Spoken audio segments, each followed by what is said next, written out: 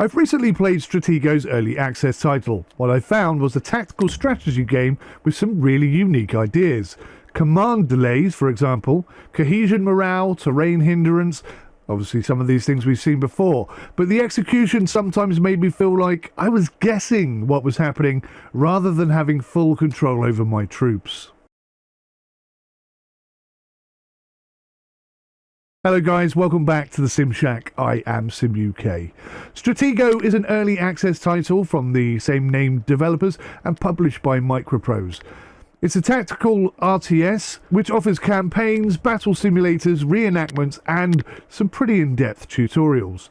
Battles are, as you would expect, about commanding units with a command radius and courier delay, something we haven't really seen before, but if you want to issue a command to a unit that's a long way away, you need to send someone over there to tell them what you want them to do. That really introduces some very different play style techniques, which took me a little while to get used to, I have to admit. I jumped into the beginner tutorial in order to learn the controls, camera pan, rotate, etc., unit selection, range overlays, and this all worked fine once I had learnt the keys. But some of the visual overlays were a little bit difficult to see. I'd like to see that fixed in the future.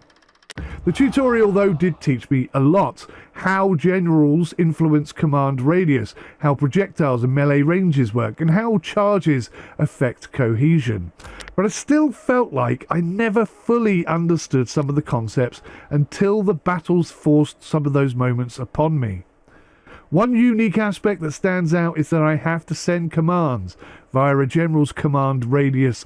So basically somebody on a horse rides over there and says, the general says, I want you to attack this unit, or move here, or do this.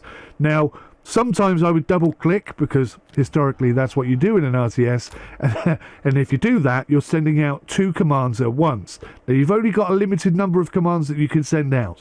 In a big battle, you're looking at about 60 commands you can issue.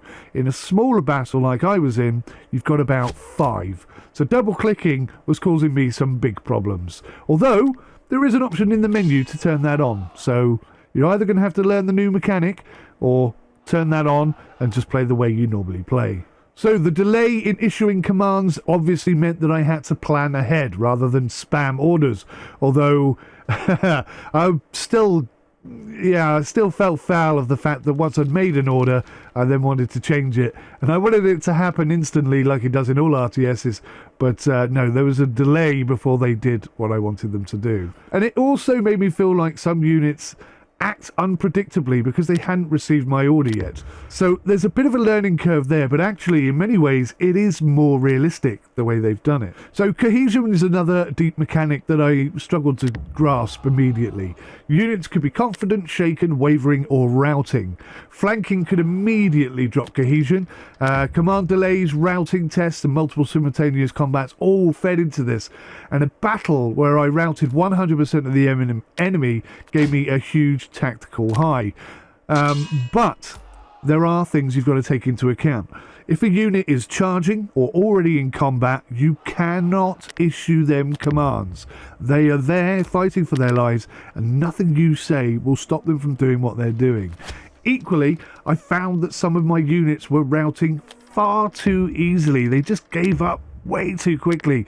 In complete contrast, I fought against an experienced enemy cavalry unit, and they nearly destroyed my entire army just on their own. They were the only unit left, and for a minute there, I thought they were going to win, and we still had like 10 units remaining. Terrain obviously matters. Rough ground and trees hinder mounted and heavy infantry. Concealment reduces line of sight. I also noticed units in trees remain hidden until your forces actually get very close to them. These are all smart ideas, things we've seen before, but the execution visually was sometimes a bit of a hit and miss sort of thing. Now the audio in the immersion I'd say was serviceable. I wouldn't say it was fantastic, it wasn't bad either. There's feedback from units when they perform actions, messages when things or states change, and the occasional bit of ambient sound, but it never really felt like I was looking at or being involved in a massive battle. Graphically, I had some problems as well. I think I described the units as watching little gnome men fighting against each other. They just seemed to be a little bit too short and a little bit too fat. They're weird looking.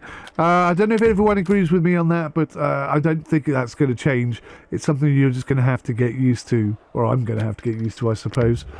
Another area where I struggled was with unit behaviour in actual battles. Now, I've seen cavalry ignore manoeuvres that I've given them, archers fire in odd directions, and units routing far too early without clear explanation, as I mentioned before. And only once have I seen a routing enemy unit. In fact, it was an enemy unit. It's never happened to one of my units. But once I've seen a routing enemy unit reform and get back into the battle. I think that desperately needs looking at, because sometimes people are just bugging out far too quickly. Now, this is one of the things. It's not really a bug. It's a systematic design of the game. Sometimes when you issue commands, the commands will get to them too late, and then they're in battle, so they will not issue those commands.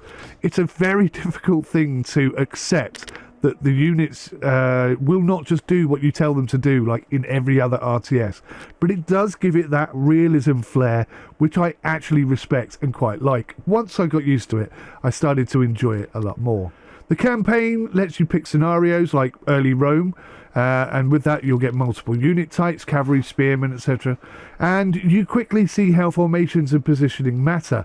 Now, I rushed horses up hills to get advantages, but archers picking me off early drove home the value of combined arms. I lost battles against the hardest enemy, fought them again and won, and I enjoyed both experiences. I enjoyed winning and losing, but some of the bigger battles are so huge. It's very difficult to keep track of everything that's going on, especially when you've got those delays in issuing commands. There's an awful lot going on here. Although it's got lots of many familiar RTS sort of systems implemented within it, it's got an awful lot of unique stuff that I haven't seen anywhere else, and there is a learning curve to not necessarily understanding it, but getting your body and your brain out of the sort of the way you're used to playing RTS games like this. You have to respect the new mechanics, and you have to learn them, and you have to work with them, not against them. It takes a bit of time, but once you get there, it's actually really, really good. So Strateggo has a lot of interesting tactical mechanics under the hood. The command radius, the delayed courier orders, the cohesion, the terrain effects, unit formations. A lot of that was muddled from me, from unclear feedback, as I've mentioned, but overall, once I got used to it and I was working with it, I did enjoy it. When it clicked, the gameplay was genuinely engaging and strategic. When it didn't, it did feel a little bit like guesswork. If you like tactical depth and you're patient with early access quirks, this is well worth a look. But it needs a bit of a polish, I think, to be fully intuitive and really be where it is.